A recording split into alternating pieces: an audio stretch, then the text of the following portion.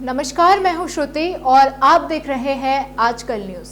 हमारे देश में कई जगहों पर लोगों के साथ अत्याचार हुआ है, उन पर बात भी होती है, लेकिन कश्मीरी हिंदुओं पर हुए हमले को सेक्युलर रहने और देश में शांति फैलाने के नाम पर चुप कर दिया जाता है।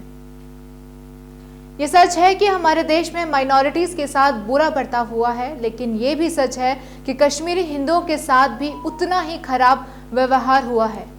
19 जनवरी 1990 का वो दिन जिसे याद कर आज भी लोगों की धड़कनें तेज हो जाती हैं। वो ऐसा दिन जब लाखों लोग अपने ही घरों से बेघर हो गए और हमेशा के लिए अपनी मिट्टी से दूर हो गए। ये वो दिन था जब लाखों कश्मीरी हिंदुओं को अपना घर छोड़ने का फरमान जारी किया गया। कश्मीर की मस्जिदों के लाउडस्पीकर में उस दिन रलिफ गलिफ या चलिफ के नारे गूंज रहे थे, यानी कि अपना धर्म छोड़कर इस्लाम कबूलो या फिर कश्मीर से भागो या फिर मरने के लिए तैयार रहो। उस रात घाटी से पंडितों का पहला जत्था निकला और फिर मार्च और अप्रैल के बीच हजारों परिवार घाटी से भागकर देश के कई इलाकों में शरण लेने के लिए मजबूर हुए और उसके अगले कुछ महीनों में खाली पड़े घरों को जलाकर खाक कर दिया गया। कश्मीरी पंडित संघर्ष समिति के मुताबिक जनवरी 1990 में कश्मीर में 75,343 परिवार थे।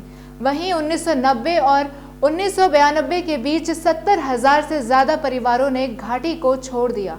कहा जाता है कि आतंकियों ने 1990 से 2011 के बीच 399 कश्मीरी पंडितों की हत्या की, जिसके बाद पिछले 30 सालों के दौरान घाटी में मुश्किल से 800 हिंदू परिवार बचे हैं।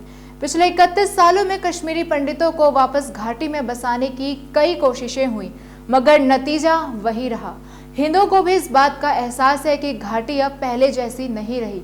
5 अगस्त 2019 को जब भारत सरकार ने जम्मू और कश्मीर का विशेष दर्जा खत्म किया तो कश्मीरी हिंदू बहुत खुश थे, लेकिन उनकी वापसी के अरमान अब भी अरमान ही हैं।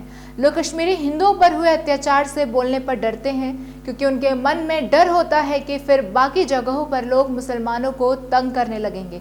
पर क्या ये तरीका सही है? क्या ऐसा नहीं हो सकता कि हम सबको न्याय दिला पाएं? न्याय के क्रम में ये कहां से आ जाएगा कि जो बहुसंख्यक है वो पीड़ित नहीं हो सकता और अल्पसंख्यक गलत नहीं हो सकता? फिर ऐसा तो नहीं है कि इन दोनों वर्गों के लोग आपस में एक दूसरे से बहुत जुड़े हुए हैं? अगर ऐसा होता तो ये अपना दुख आपस में ही बांट लेते, बात ही खत्म हो जाती। क्या हम लोग ऐसा नहीं कर सकते कि लोगों को बहुसंख्यक और अल्पसंख्यक के चश्मे से देखना छोड़कर उनके लोकल और अपने मुद्दों को देखना शुरू करें? धन्यवाद और देखते रहिए आजकल न्यूज़।